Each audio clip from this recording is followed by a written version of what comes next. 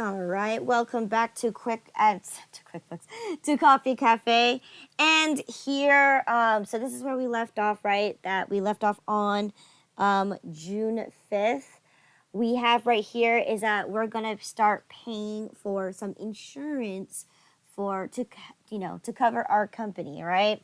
That's usually what the first thing you should be doing after paying for rent. You need to protect yourself from any robberies or getting your stuff stolen. So we're gonna pay for a liability insurance. Okay, so here, let's see what the details are.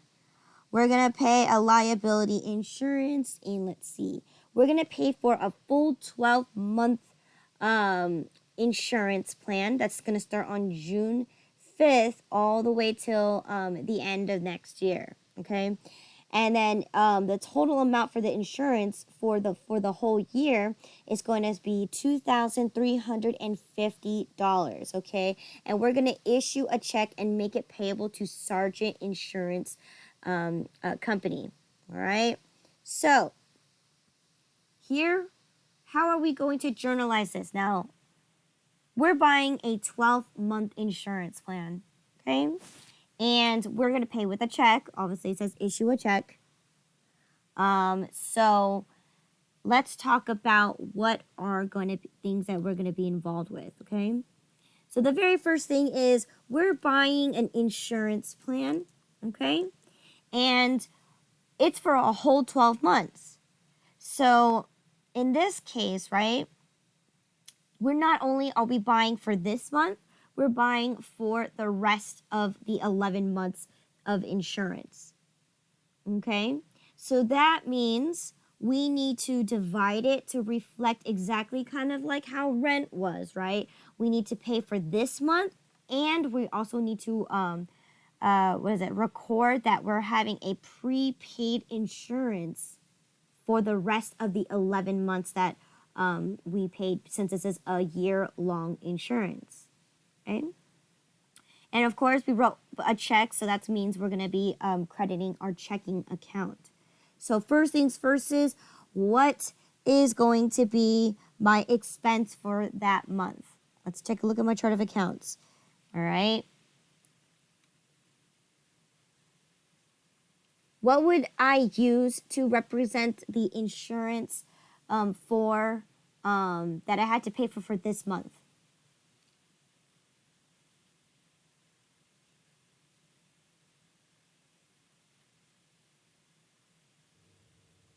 Would it be 6,400?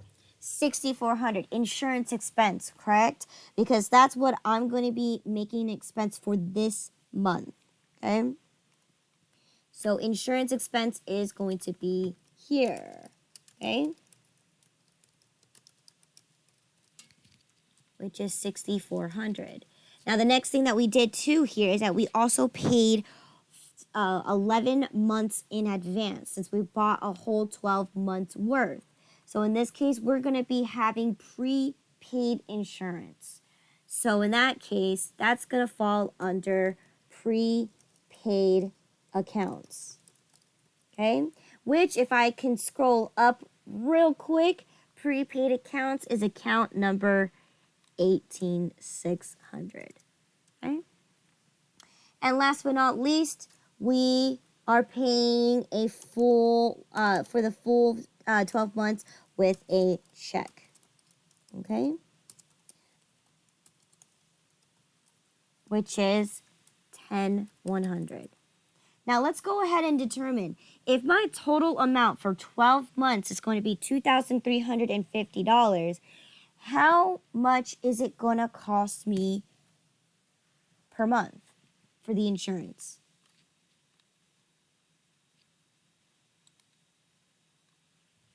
I got 0.0051. It's a lot of numbers all the way across. Is that right?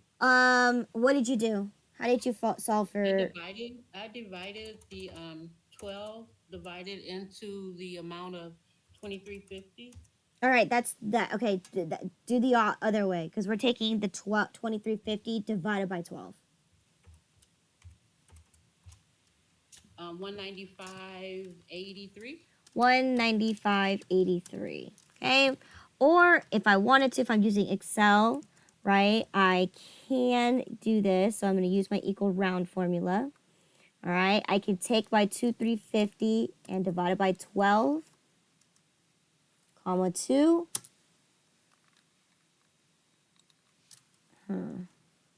That seems strange. You forgot the parentheses. Yeah, you did Roman. Oh, Equal sorry. Roman around. 2,350 divide by 12, comma 2. There you go. Okay, perfect. So that means every month I need to expense $195 and 83 cents. Now in this case, right? That's for 1 month. So then how much is going to be my 11 months?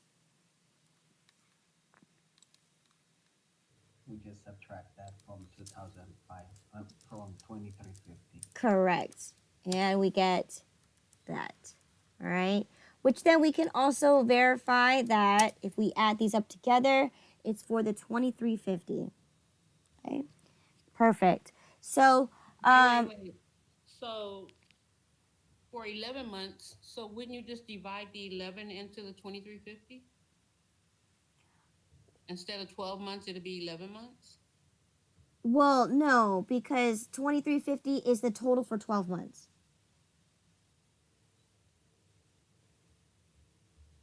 So how did you get the 2154.17? Because because if all 12 months it's going to cost me 2350 and I'm subtracting out the 1 month, that Oh, that leaves me 11 months, right? okay. So you subtract the 195.83 from the 2350. Right. Because Okay. that's going to give me what 11 months are going to equal. Okay, cool. Got it. Okay, and then this, right? If we double confirm that we didn't make any typos here, it should be 2350. Okay.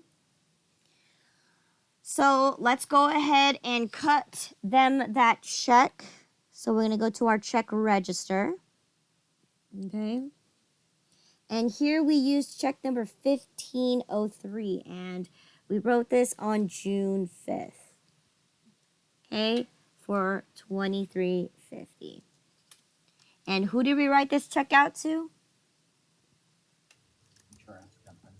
The insurance company. Oh, Sergeant? Mm-hmm. Sergeant? Sergeant Insurance Company, correct.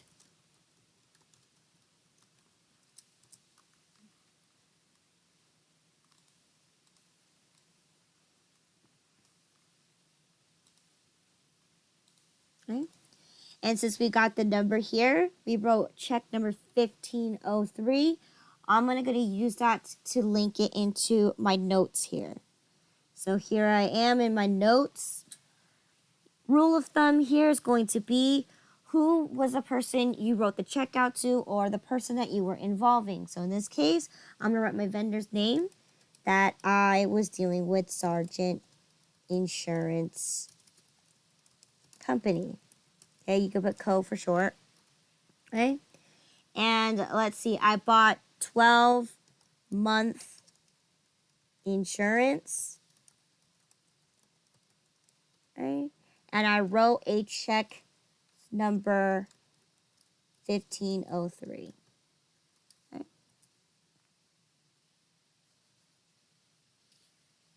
All right, that should be perfect enough details to let me know what this transaction was. Okay. So now that I done this, I wrote my check. Now the next thing I got to do is, since my journal is complete, I'm going to go ahead and log this into my ledger. Okay, so then I can have a running balance in all my accounts. So the first thing I have here is insurance expense. So I'm going to go to my operating expenses. Okay, and I'm going to locate insurance expense, and that should be somewhere in the middle. Okay, a subcontractor. Insurance expense, here it is. Okay. It is June 5th. And what I'm going to write here is June insurance expense. Okay. Post reference, right? We're still on general journal page number 1. And this time, because it's an expense, and I incurred it this the month of June, and it's effective June 5th, it's going to be for $195.83. Okay, which then my beginning or opening balance here is going to be for the $195.83. Okay.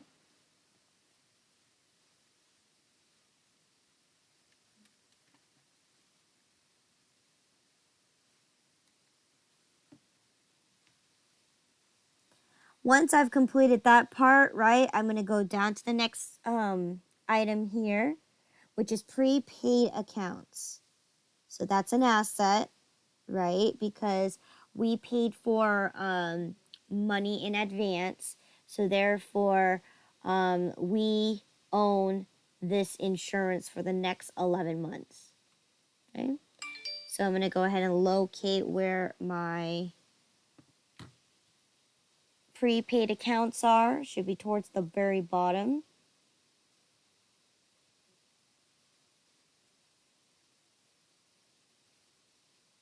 All right, here you go, prepaid accounts.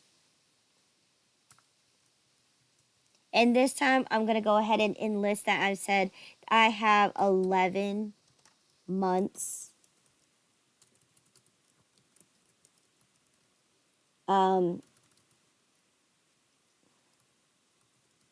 advanced payment for insurance. And I could even say it is, or I wrote a check number 1503. You can even go ahead and say, well, how much it is per month. In this case, I can also leave that information in my general ledger. Okay? I mean general ledger, which is this one. So in this case, or in my subsidiary ledger. Okay. Once again, we are still on page 1, and my prepaid, right, for the 11 months is $2,154.17. Okay.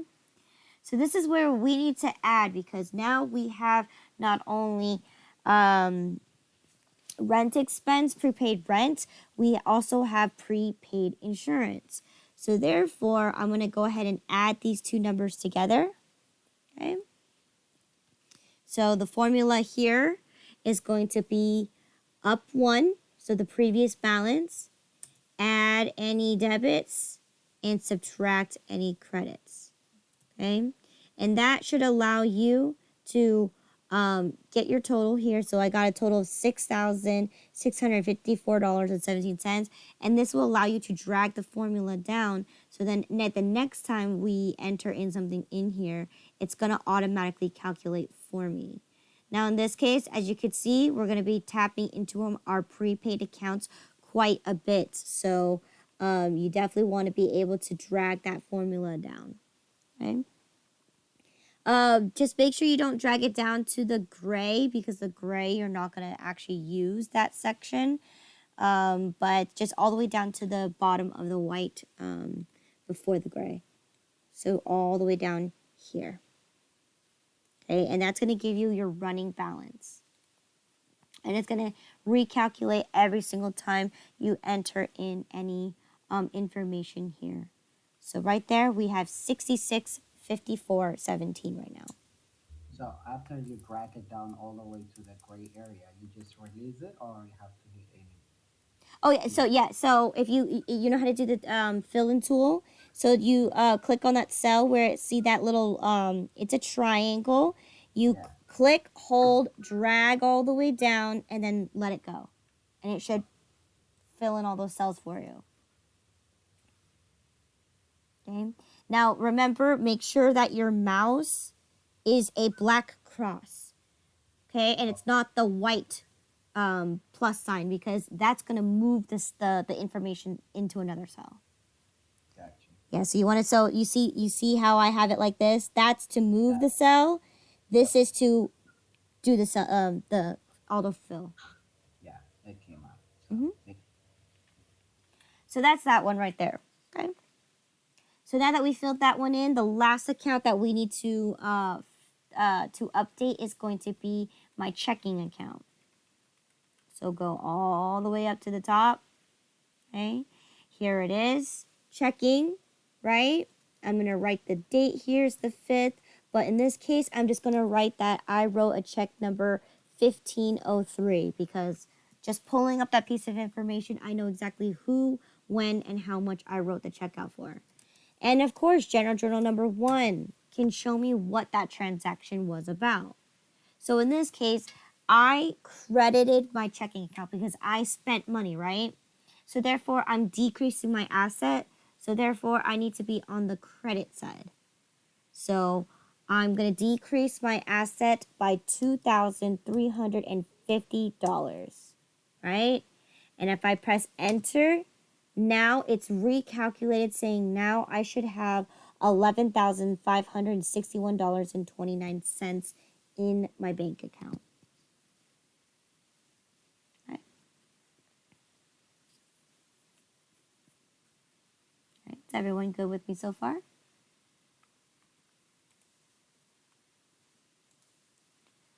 All right, so once again, we dealt with a person. We dealt with an insurance company. So therefore, I need to go ahead and put this into my subsidiary ledger because for any reason, let's say I bought the wrong policy, I need to switch a policy, or something's going wrong that they're not providing services to me and I don't like their services, I need to be able to get my refund. Now, most cases for insurance policies, they're very hard to get back your money. So in this case, you may go into legal court for this. But for most insurances that are like short term or most legal insurances, you might be able to back out of it if you do it soon enough. But if you've already used their services for at least a month or so, it's hard to back out of because you signed a contract that you're gonna they're gonna be providing services for you for that whole year. Okay, so let's go ahead and look up Sargent Insurance. Okay, everything's gonna be in alphabetical order. So QMS PQRO PQRS. So we're almost there. We got Silver State. Oh, right here. Sargent Insurance. There we are. Okay. It is June 5th. June 5th. And now the notes I'm going to say here is that I bought a 12-month insurance policy. Okay. And it's going to cost me $195.83 per month. And I wrote a check number 1503 because I paid for it. So again, in this case, no invoice number. Usually you should have a policy or a contract number. Post reference. Again, this was on the very first journal. Insurance policies are never going to give you terms. So this section right here, you can go ahead and skip. Yes, Nathan? Or what was that? yeah. Where did you get this urgent insurance from the subsidiary ledger? Yes, this is the subsidiary ledger. Where is that at? I mean, on the vendor side It's or? going to be on the vendor side, yes.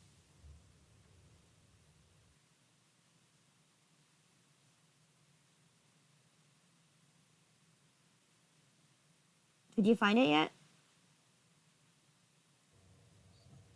So on the vendor side. Because we're dealing with somebody that is going to provide us a service, so they're going to be a vendor to us.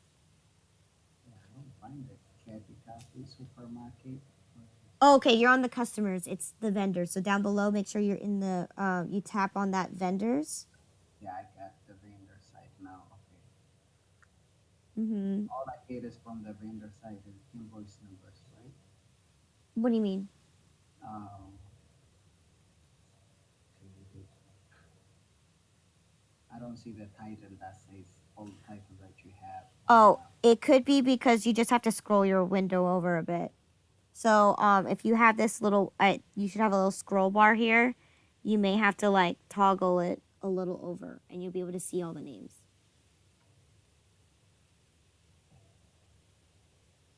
All right, let's just go ahead. I'll find it. Okay, you sure? Yeah. There's only two of you guys, so I can wait. Yeah. When you rush on something, it's hard to find it. So don't worry about it. Go ahead. I will follow. Okay. So right here, like once again, insurances they will most likely not ever give you a discount, or if they do try to promote something this month, most likely their discounted amount is just their original pricing.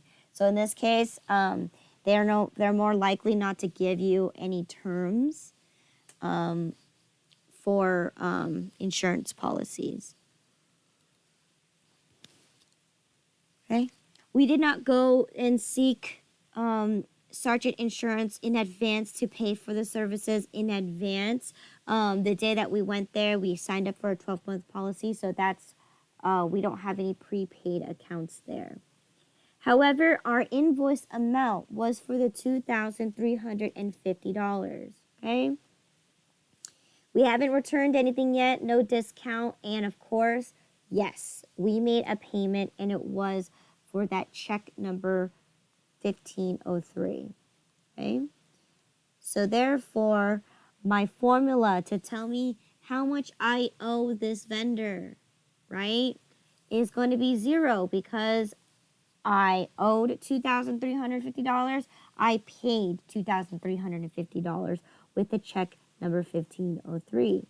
So let's take a look at this. So this formula, once again, is going to be, it's going to start with your invoice amount, right? It's going to subtract any prepaid, subtract any returns, subtract any discounts, and subtract any payments.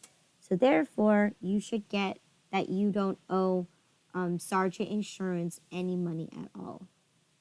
Okay? Is that formula already in the application? No, you have to do it yourself. Yeah. Okay.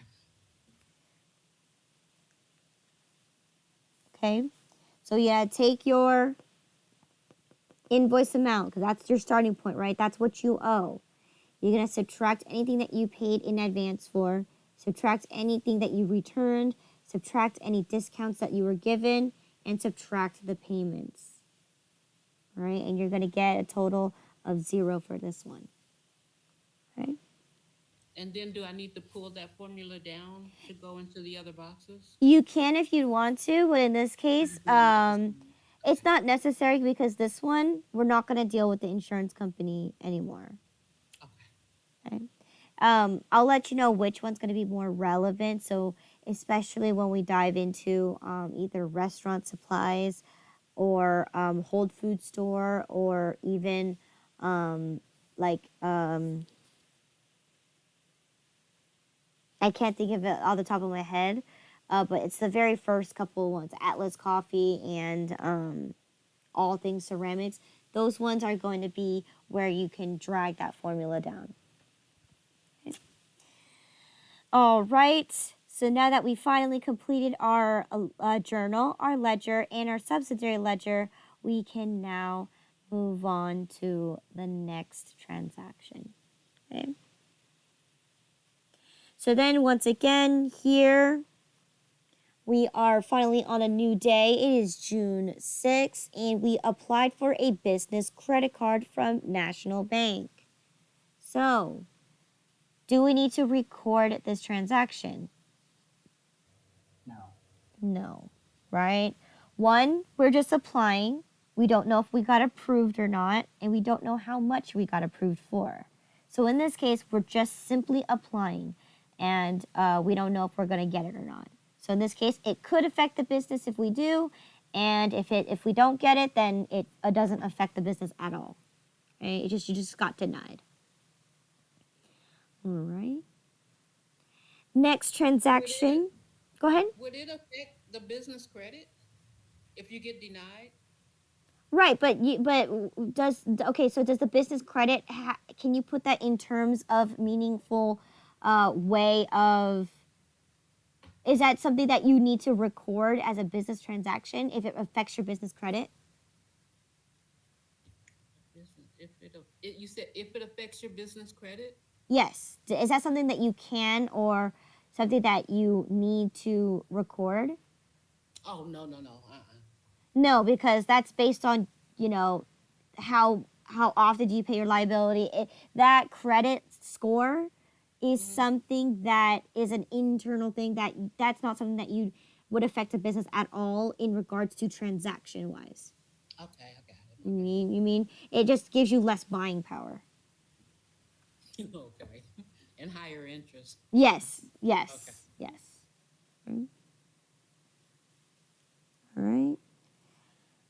All right, so the next thing that we have here is that the Maine Bank of Nevada approves of the line of credit. Okay, so the line of credit is up for $10,000, and what is this for? Is to be applied for overdraft protection and personal loans to be in increments of $1,000. So that means if you're going to take a personal loan out, you take it up to $1,000 per loan. Now, here the terms are that interest rates are going to be 22% for having this overdraft protection fee, but also for any if you do take out the money for yourself as a personal loan. Okay, which is to be applied for unpaid balances, and et cetera, et cetera. Okay, and it's going to be compounded daily. I'm going to change that. It's going to be compounded every month. Okay, but in this case, it doesn't. That is just a reference point for you to just make sure that you understand. So in this case, right, Maine Bank approved of my line of credit for $10,000. Okay, now is this something I should record in my books?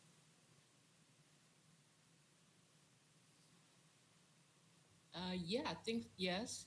All right, can you Mhm. elaborate? Why would I record this? And am Can I you repeat the question again? So in this case, right, I we got approved for a line of credit. This line of Mm-hmm. credit is for $10,000. Okay. Now, can I record this in my books? Not in your journal. I don't. Okay, why not in my journal? That's a good. Okay, why not in your journal? Let me see. So you got the loan. So that's money in, right? That's an asset. Okay, so in this case, we didn't get a loan. This is Oh, not you a didn't get loan. the loan, This is not a loan. This is a line of credit. and it's a personal line of credit, right? It's both a personal line of credit and it's for overdrafting in case you when you're writing too many checks and you overdraft your bank account. This is an overdraft protection plan. On your business account. On yes. Then yeah, it should be journalized. I would say Mm. you don't have to report it until you use it. Good job, No, Nathan. That you is say no, correct. Nathan. I didn't hear what did he say? Nathan Why? said he thinks it's no because we don't need to report it until we use it. Oh, okay, okay. So where do you do with the money? Well, what's You the put it in a condition? dormant account or something? Well, what's the condition? What do you have to do in order for you to tap into this line of credit? You would have to use it. And how would you use it? It's a personal loan, so I guess for personal business. Well, in this case, Well, it's for overdraft protection on the business, right? correct. It's Not on your personal account. exactly. So on the business side, right? You have the condition is that if you are going to dip into this to take it as a personal loan, then when you that's considered using it, right? In this Right. case, my condition is I have to overdraft my bank account in order to tap Oh, into this money. So in this okay. case, did we overdraft our bank account right now? No, no. No. Okay. Okay. So That makes you sense. were correct where you don't need to journalize it in the journal. However, this is good information for you to keep around, especially under your subsidiary ledger, okay? Now, this So, piece of information right here is a perfect example of how to use the notes to the financial statements. So, do you guys remember that one rule where it's a principle where you need to have adequate disclosure? No, I don't remember that one. Okay, so Was that adequate, yesterday? no, that was not yesterday. Is So, that no? Okay. this is all chapter 4. Oh The, wait, the, that's the gap principles. oh okay. Okay, so again, this class is going to be reviewing everything that we learned. So in this case, this is a perfect example of where we would place this in our statement to the financial statements, right? Because this is pertinent information that could potentially affect the business in a way. But in this case, it's extra information that we need to know because if we do ever overdraft our bank account, right? We need to know that you're going to get charged 22% interest. Okay, that's very important, and it's going to be accrued every single day that you are not, every single day that you are not paying that off. Or if you take a personal loan, you're going to be charged at 22% interest every single day until you put back that personal loan. so you don't increase the bank account the check account on this case, $10,000. You don't need to, no, because this is an overdraft protection plan. Or if you end up using this for a personal loan, that's what this is. This is just extra money just in case something happens to your company. So this is a protection plan. So it's a It's liability. it's not money that you actually have. Yeah, you It don't have only applies until you either this. purposely take the money out or you end up overdrafting your bank account. So you have an up to $10,000 overdraft protection plan. Okay, you only use it when you need it. In this case, it does not affect my business credit itself. It does not increase my bank accounts because it's not like I'm getting $10,000 automatically. It's only based on a conditional level. As in, I have $10,000. I have up to $10,000 to protect my bank account. So if I overdraft my bank account by $100, it's only going to take that $100. Okay? Unless I say, hey, I need extra money to help me run my business, I'm going to pull out a $5,000 loan from my credit line that I was already approved for.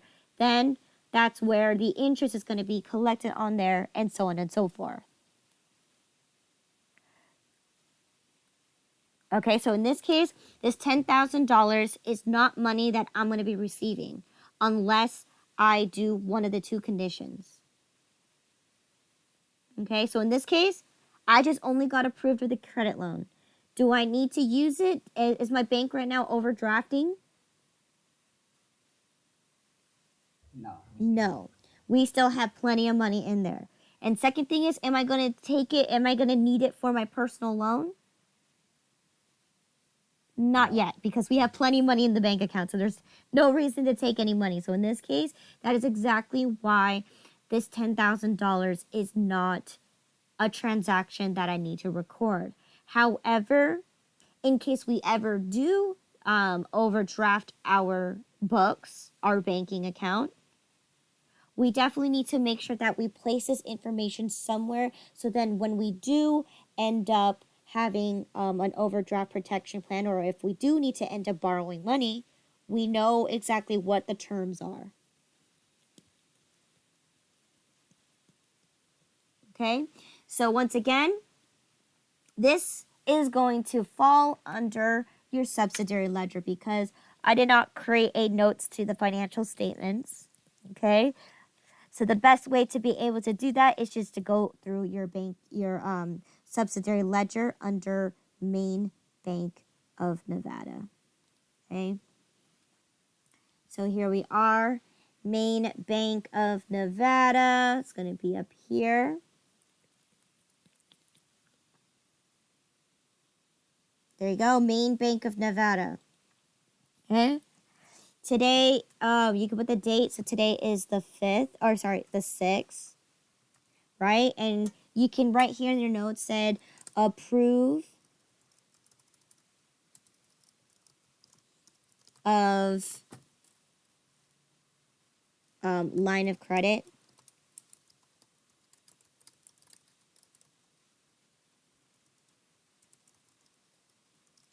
for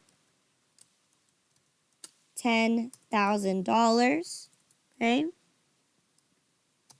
Interest rate is 22% and it's compounded daily. Okay. That's all the information you need to put here because here's one thing that we didn't receive. Okay. First off, we didn't receive a bill. Okay. Because we didn't overdraft our bank yet. But this is just in case when you do overdraft your bank, this is what you're going to put in here because you're going to get obviously a bank statement that's going to give you all the extra charges, and that's what you have to do. You're going to have to enter that information in because you got extra overcharge for all the stuff. So in this case, when you receive your bank statement at the end of the month, that is definitely something that you want to consider. Okay. Now, again, that's all I need to do here because I haven't received a bill yet, nor did I make any payments to this yet, right? Because I haven't received a bill yet. So if I don't have a bill, therefore, I don't have anything to pay for. So this won't happen until the end of the month, okay? When you receive your bank statement. And if you did overdraft your bank account, then you are aware that you're going to be charged 22%, obviously APR, not every day it's 22%. It's 22% APR, which is an annual percentage rate. So that means it's going to be compounded every single day. All right?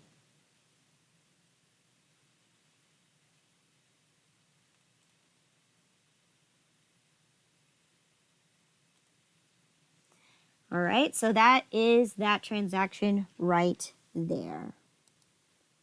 Okay. All right, so the next thing that happened here was that the accountant finally created a ledger account. So, and the ledger account is called loss on disposal of asset. Okay, and with that loss on disposal of asset, right? This is where we're gonna go ahead and move that $2,000 from our miscellaneous expense account to go ahead and place it in this account because so we're moving the $2,000 from miscellaneous expense into our loss on disposal of asset, which is account number 6700. Okay, so let's go ahead and journalize this because now we're moving money from one account to another. Okay, so in this case, right, it is June 6th. Yes. So we're in the general journal. Does this go into the ledger account? Which one? The one that we're doing now. Account creates new ledger account. Yes, we are We're going to putting do. it- Okay. Yes, Go we ahead. I'm are. listening. But you need to journalize it so then you have the what do you call it? You have the transaction that allows you to be able to move from one account to another. So let's take a look at that miscellaneous expense. Okay. So here's our ledger account miscellaneous expense. So it's all the way at the very bottom of the assets. So here, right now it's currently a debit for $2,000. Now, how do I physically move this out from this account? Zeroed out. How do I zero it out? The disposable income, isn't that written off at the end of the year, at the end of the accounting period? Correct. It's And we yes. disposable. Okay. Correct. And we will do that on June 30th. Okay? Okay. So you want However, to do it now? no. I just because right now it's under miscellaneous expense. That's an asset account.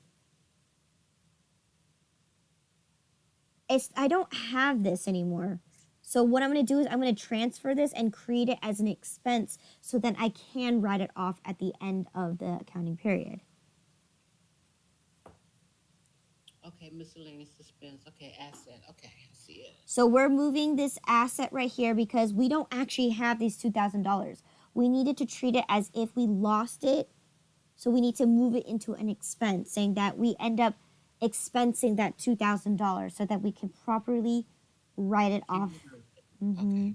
So in this case right now, how do I move it out from my miscellaneous expense account? So Nate, Add a credit to it. add a credit to it. Credit for how much? The $2,000. Good. So that's exactly how you zero out an account. So if I recognize that my miscellaneous expense is going to be credited,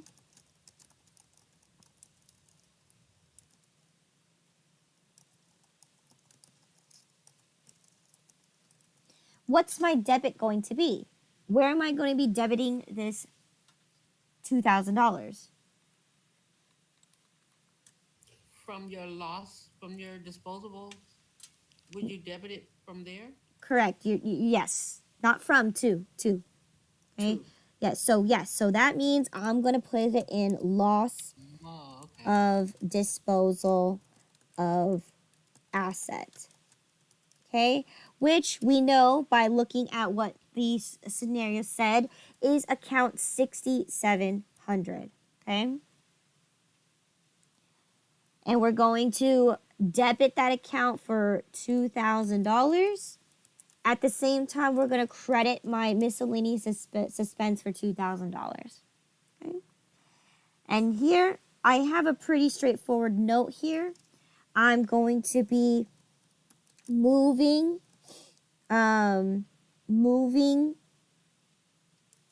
to new account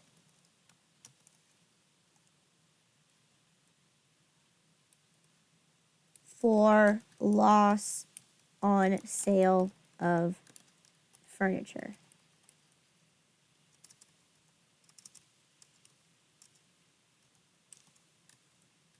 Okay. So what happens to the money that's it's all okay, I see. It's already debited and credited. Is it showing a zero balance now in the miscellaneous expense? That's exactly what we're going to do right now. Oh, okay. All right. So once we journalized it, right? Now this gives us reasons to go into my general ledger and fix it because remember, step 1 is you need to journalize first in order for you to fill out your ledger, right? Step 3 is to journalize. Step 4 is to post it to the ledger. So in this case, right, I have a debit in my loss on disposal of asset, and I have a credit in my miscellaneous expense. But here, since this is the only occasion where we'll work backwards, okay? Because here, I'm gonna physically take it out, okay? So here, we're on June 6th, and I'm gonna say I'm gonna move to new expense account, okay? And I'm gonna go ahead and count number 6,700, okay? And we are still on the first general journal, but because we're gonna credit my account by $2,000, right? If I create my running balance, which is taking my previous amount, right, which is up 1, add any debits, subtract any credits. So in this case, right, I'm going to decrease my miscellaneous suspense account. So then now I have zero balance in my miscellaneous suspense account, right? Because I originally added it here.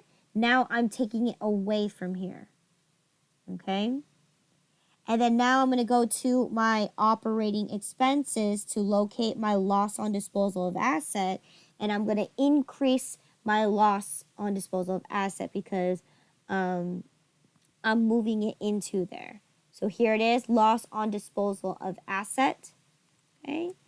June 6th. And I'm going to go ahead and write here, this was loss on sale of furniture, okay? On June 4th, okay? Once again, this is on the first journal, and now this is where we're going to debit our account because now we moved it from one account to another. So now when I do at the end of the year, this is going to be considered something I'm going to write off permanently. All right.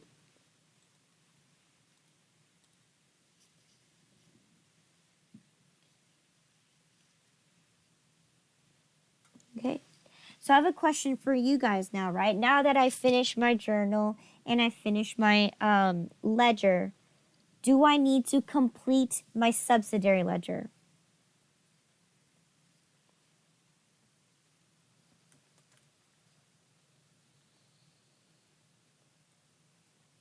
I can't answer that. You got it, Nathan? No.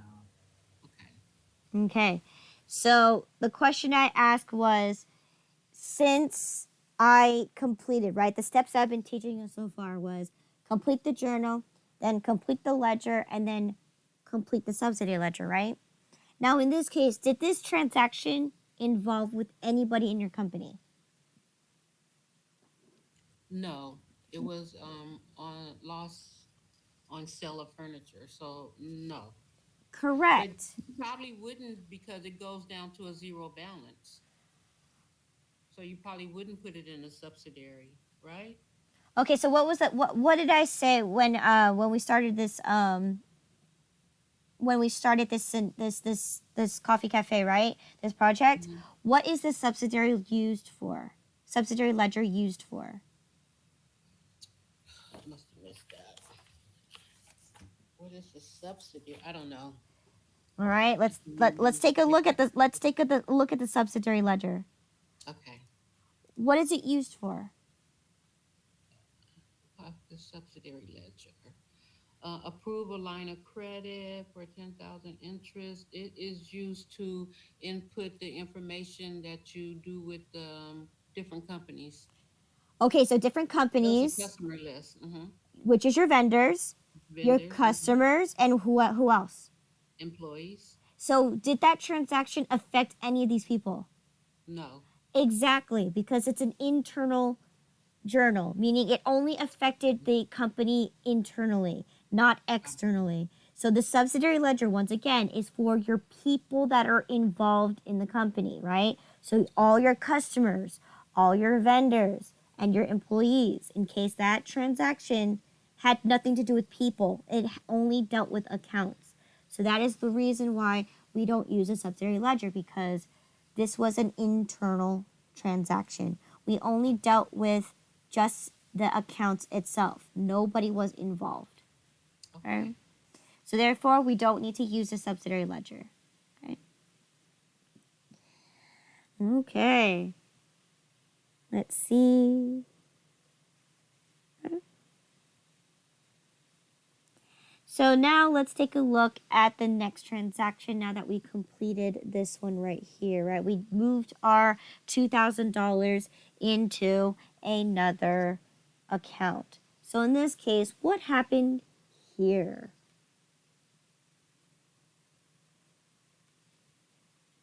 Purchase order number 170301 to furniture store.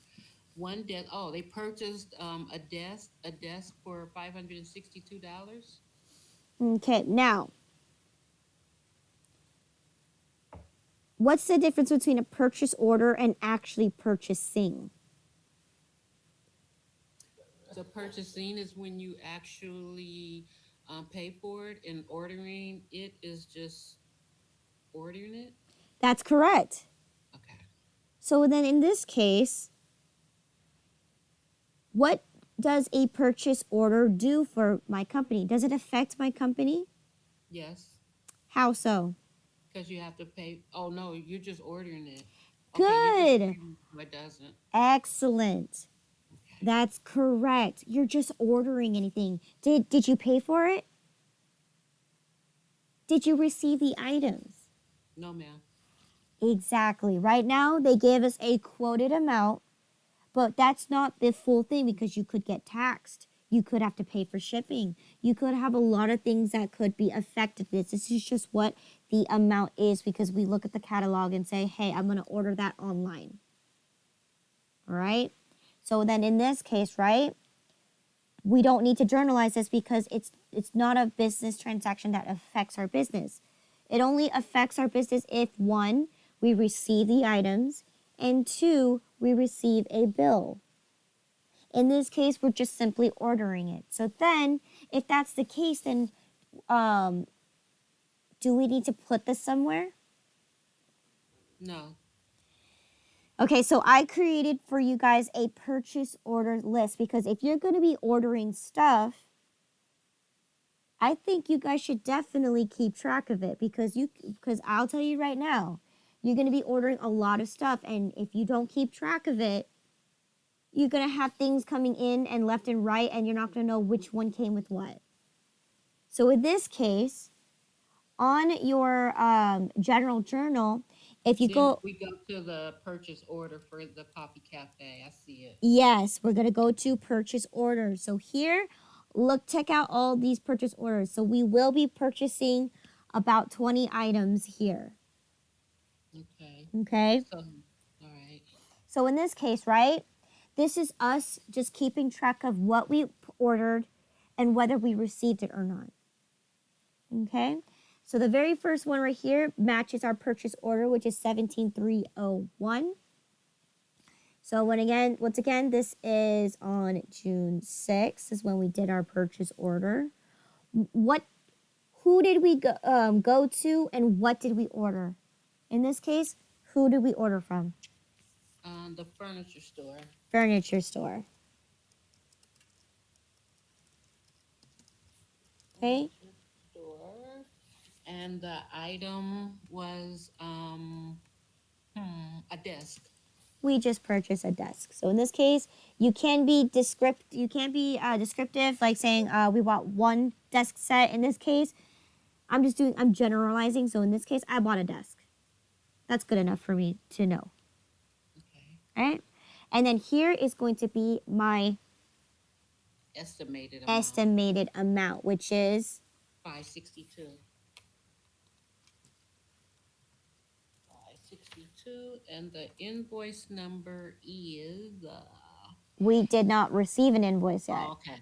So when we actually receive the item with the bill, then we can go back to our purchase orders and confirm we received the item that we ordered. Okay.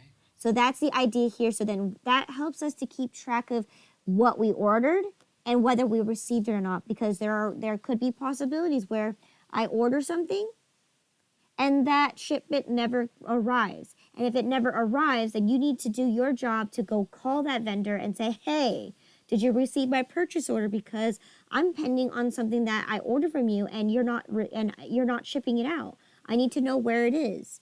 And if they tell you, oh, we're being backed up on purchase orders, so right now shipments are being delayed, then you can say, all right, then that gives you validation right there is that your order did go through, but you're still waiting on the shipment. So that is exactly what I need you guys to do because as a company, if you're going to be purchasing a lot of stuff, you better keep track of it. If you don't, like I've mentioned before, you're going to have shipments coming in left and right, and then you're going to be paying bills that you're unaware of. because you don't know what you ordered and you don't know what you actually received and which ones are going to be linking together your purchase orders and which ones that you actually bought versus the ones that you actually did not order. Because again, oftentimes when a vendor, right, purchases so much from a specific, when a customer like us, like purchases so much items from us, one specific vendor, they can send us the wrong shipment or they can send us the wrong item, right? They can overship us stuff. And if that's the case, that's why we need to check our purchase orders to make sure that this is the correct one that we ordered. Because if they send us the wrong item, then what we have to do is we have to tell them, hey, you sent me the wrong item. I'm going to ship it back to you because this isn't what I ordered. All right. So that's the importance of keeping track of your purchase orders, is because you want to make sure that whatever you order is, one, correct, two, that you actually received it, and three, verify that this that you actually really did order it. Okay. All right, so good. So since we're on the purchase orders, let's see what else did we also purchase. We purchased another, a counter and a display shelves. Okay. Is Okay. that the same day though? That's Thursday, and I just see a half of June. Oh Is yeah, it's because I want to make sure that you're able to read it on my oh, okay. screen. Mm-hmm. So yes, we're still on the 6th of The same June. day. So then in this case, we sent out an order, and then we're like, oh wait, I just saw something in the catalog that I need, so I'm gonna send out another purchase order. Okay. So in this case, right, we just talked about purchase orders, how it doesn't affect anything because we're just ordering it. So in this case, I'm going to plug it into my purchase orders once again because this is a second purchase order that I'm creating, which is 170302. Okay? We're purchasing it from the same vendor, but this time, what did we buy? We got counters and display shelves. Okay? So do we separate the totals or we just put in the grand total? We're going to put in the grand total because this is one order. As in, one order is going to be having the display shelves and the counter in one shipment. Okay, where the other item, right? I ordered a desk set, but then I realized, wait, I completely was going through the catalog, and because I made that purchase order maybe earlier in the day, I realized I needed a counter and a display shelf. So I just sent a separate purchase order to order these two items. You could do a separation of between the purchase orders, but in this case, I just ordered everything at once since I was already sending one purchase order. So might as well get all the things that you need. So in this case, that's why I have two items here, and the total amount, because since you're ordering all in one batch, then the bill should, or the items that ship out to you should be in the same batch. Okay. So in this case, my total amount is for $15.43. Okay. All right.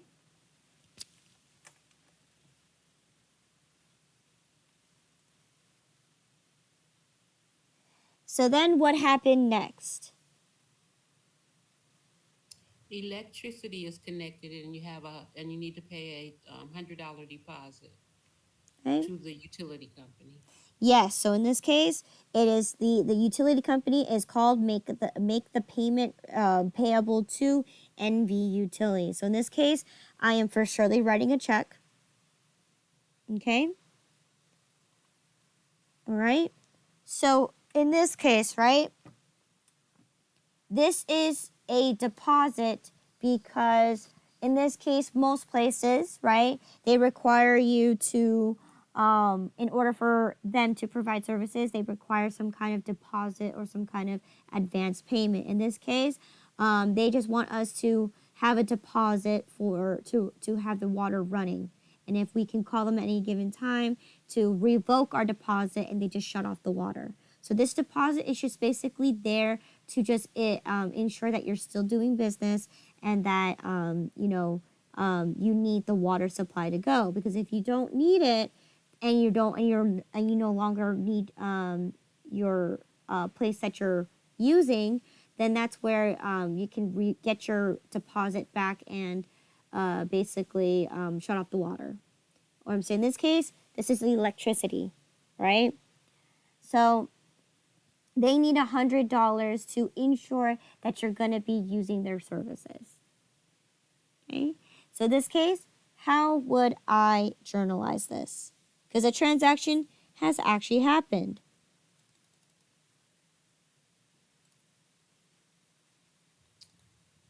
Okay, yeah, you're going to go to the general journal. You're going to put in the date. Is it still the 6th? It's still a 6. Yes, that's Still on the correct. 30th. Okay, still on Thursday. So yeah, you're going to put the date and you're going to put the name of NV utility. So that's for your description. You're going to descript, yeah.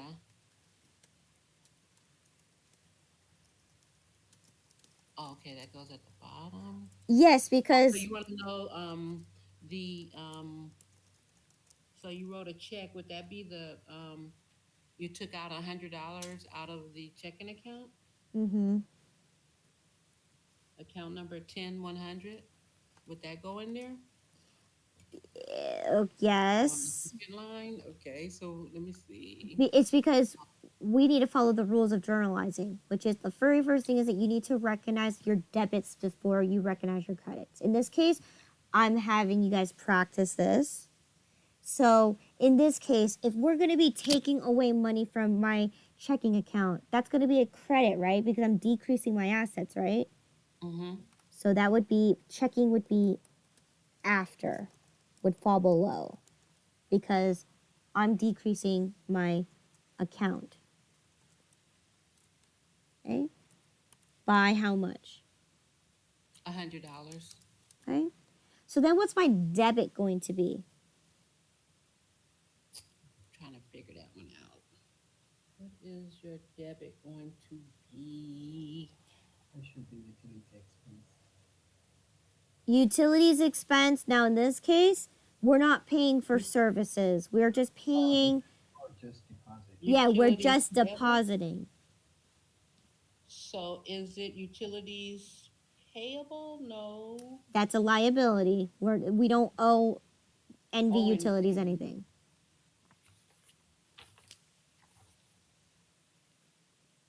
Now let's take a look at here. What was the deposit used for? I'm sorry, what was the money used for? Um, is it utility expense? I just talked to Nathan about that. No, because we're not making a payment to we're not paying a bill to NV Utilities, right? Right. We don't owe them anything yet because we just opened up our shop. How can we owe a company that we haven't used anything from them yet? Is it the cost of doing business? No. It is not the cost of doing business. However, let's take a look. So what was this $100 used for? For a deposit. Deposit. Is there any place in your chart of accounts that reflects a deposit? Oh yes. Assets continue. 18,700. 18,700. Good. It's going to be a deposit. Straightforward, right? Now, why is this an asset? That's the money that we're gonna give it back. So Exactly. This is Okay. an intangible asset because this is just them holding the money so then they can provide services to us. Okay? It's just a deposit, right? Just like our rent deposit, right? If something happens to the place, we can use that money to go ahead and pay forth that vendor. All right? Same thing here. They need a deposit to keep the electricity from going on. But if we need to shut off the electricity, then we get our money back. So this is just it's an intangible asset because you can't physically touch a deposit now, can you? But it is something that you're paying to the vendor, but they owe you services. Okay? Because you are giving them some money to hold on to turn on the electricity. All right? It's a deposit, a security deposit. Okay? So we wrote a check to them. So we need to go to our check register because we wrote them a check. Okay? So what check number are we writing?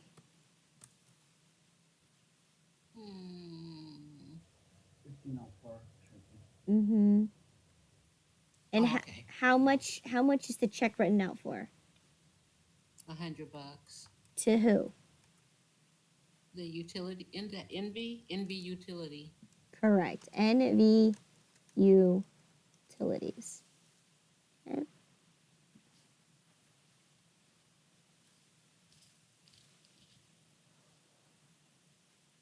All right. So then let's go back to my journal because now I need to fill out the rest of the information because I dealt with NV Utilities. Okay. And then in this case, what did I have this deposit for? And I could say electricity deposit. Okay. And I wrote this with check number 1504. Okay. So that's going to tell me I wrote an electricity deposit to NV Utilities with check number 1504. So once again, the description down below just basically lets me know because if I just wrote a deposit and checking, do I know who I wrote this check out to? Do I know why I wrote the check out for? You wouldn't know that. And on top of that, you don't even have the check number on there. So you're going to be looking at this transaction and would you know what happened here? Okay. Now that I have this little description here, now I know exactly what happened here. Okay. So now that we're done with our journal, we need to go to our ledger. Okay. So in this case, I increased my deposit. So I need to go to my assets because it's a deposit. Okay.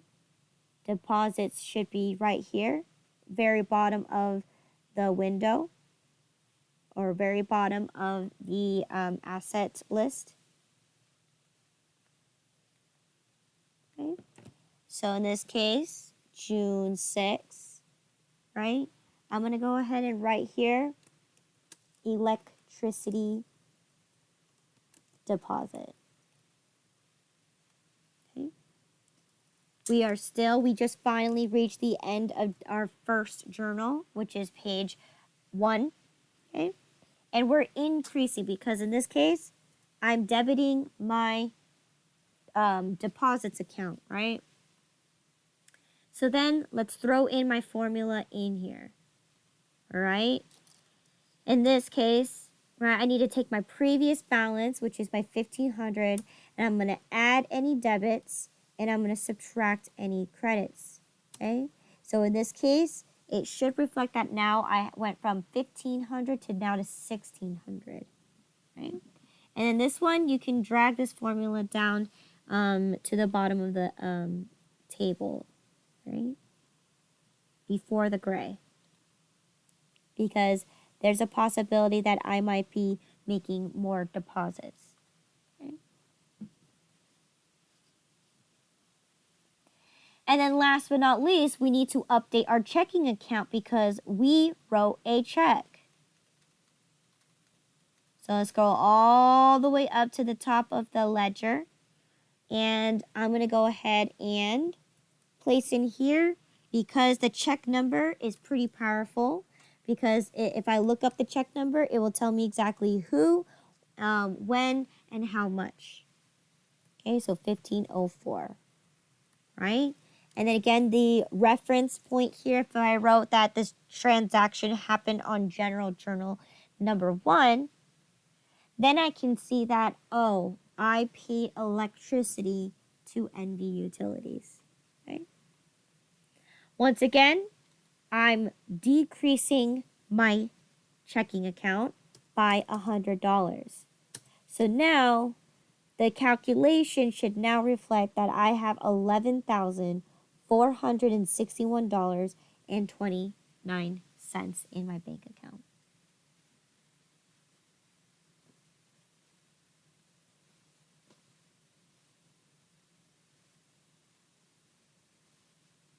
All right, everyone good with me so far? Yeah. Yes. Okay. Okay, so now that we dealt with the journal, we dealt with the general ledger, next we got to do is the subsidiary ledger because we dealt with a vendor. Okay, so in this case, we're going to go look up NV Utilities, which should be right below main bank. So here we are, NV Utilities. Okay. We paid an electricity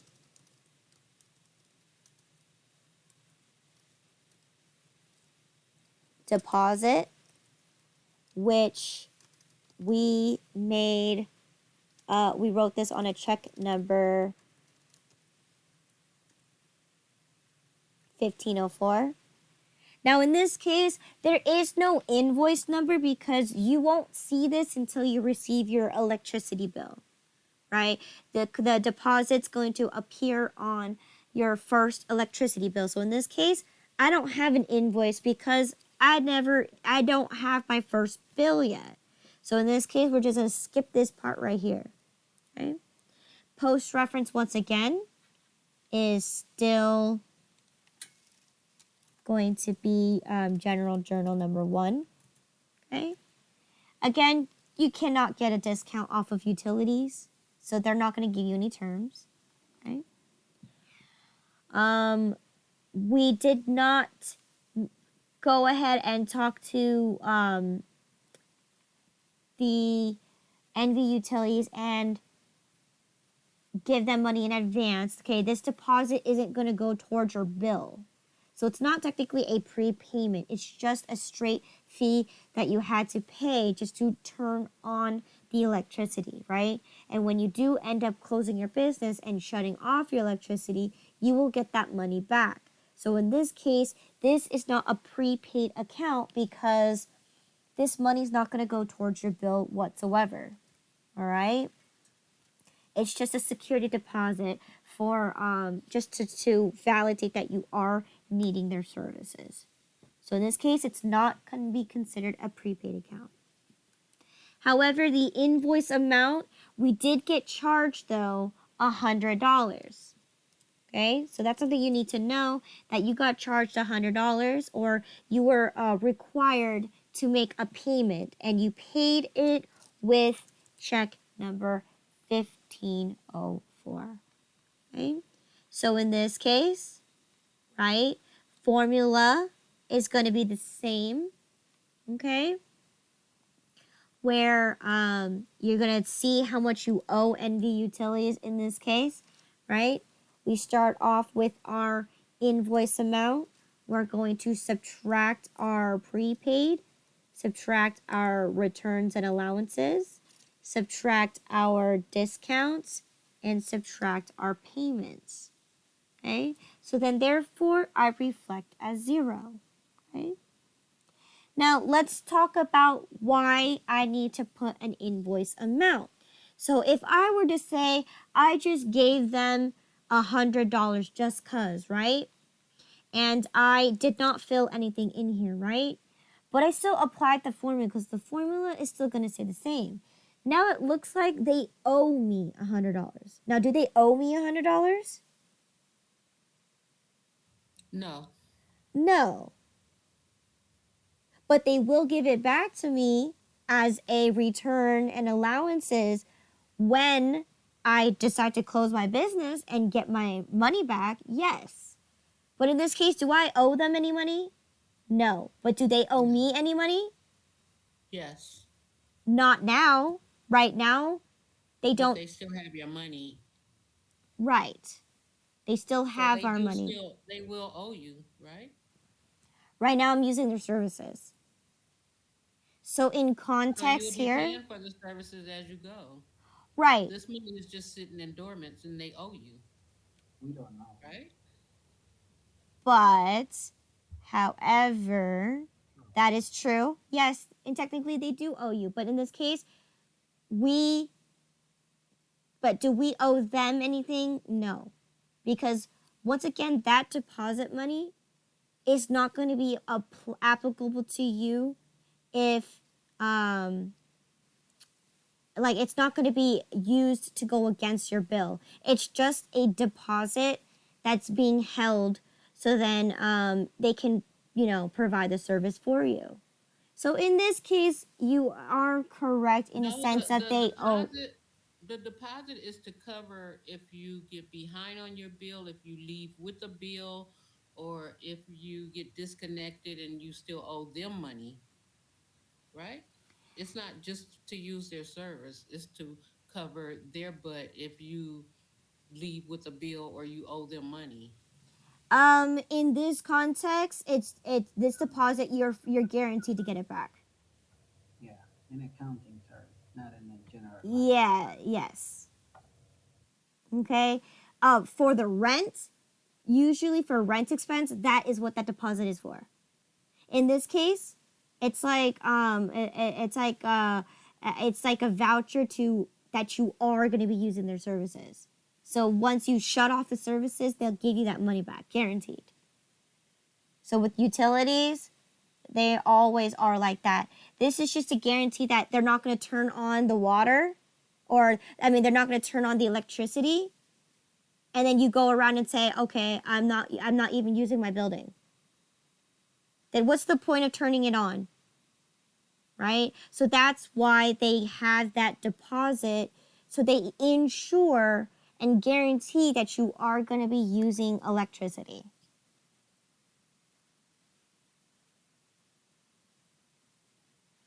Okay, so you are correct in the terms where they do owe you the money at the end of the day. But let's say, okay, so let's say they do owe me this $100, right? But if I go ahead and say they gave you that money back, now they owe me $200. So I can't say that at all. Okay, so in How would this, they owe you $200? because the formula that we placed in here was that if they gave us our return back, right, our money back. Then you're even. But in this Excel formula right here, like let's say they do give us our money back right here, right? Our formula reflects that they owe me another $100. And in this books, we can't say that. We need to make sure that when we say this, that we made a payment for $100, because then if they do refund me the money, then they owe me $100 instead of the other way around. So in this context, it's just because of the way that the formula is written out that you can't say that they owe me $100 when we don't know when our business is going to stop, running our business. Operating. Exactly, because right But now you we said they just give turned it it back on. to you after a year. So we're only gonna open our coffee shop for 1 year. Oh, okay, so they're gonna keep your money indefinitely with no interest or nothing. Yes, because this is just a deposit to just ensure So that if you you're in are going to business be for 20 years, they're still gonna hold on to that $100. correct. Mm. It's just to turn on whatever it is, right? It's just to turn on the services. That's what they just want the deposit for. That you're going to be using their services. All right. Okay? Usually, when you cut on your utilities for your business or your home, they'll ask you for your deposit. They'll hold it for a year, and then it's credited to your account, or they give it back to you. Now that's for a Is that home. and your business? For a business, when you are doing a deposit for, especially utilities, that money does not ever go towards your bill at all. It's only the rent because, again, landlords want their money. So they're just making sure that you pay them in advance in case you don't have the money to pay for them. For Mm-hmm. utilities, though, that's completely different because, right, electricity, they just want to ensure that you are going to be using their Their services. services. Okay. Yes. So in this Okay. case, this money will never go towards the bill at all for any At reason. all. Mm-mm. Because if Oh, you if okay. you owe them if you owe them money and you don't pay them, they cut you off right away. Wow. Okay. So that's the tricky thing about doing business, especially when you're doing utilities, is if you don't pay your water bill, they cut you right Mm-hmm. off. Okay. Okay. Now maybe they might dip into your deposit for some reason if they have to, and they do that as an emergency cover. They could do that, but most likely, usually when you do turn on, shut off your business, they give you that money back. Okay, it's like a voucher to turn on stuff. That's all that it is. That's all that this deposit is for. Okay, it's to ensure that you are going to be running something. You're going to run electricity in your building. So you need to have a deposit to ensure that you are going to be using electricity. Okay. So in this case, we're going to treat it as if they billed us $100 and we're going to just pay it off. All right, so that means we owe nothing to NV Utilities, and NV Utilities owes us nothing until we shut off our electricity. All right, now again, it really depends on who your landlord is, especially for if you're paying to your landlord for the utilities, then that's a whole another bucket of worms, okay? Because you're gonna have a lot of problems with your landlord, especially if they're the person that you're paying utilities to.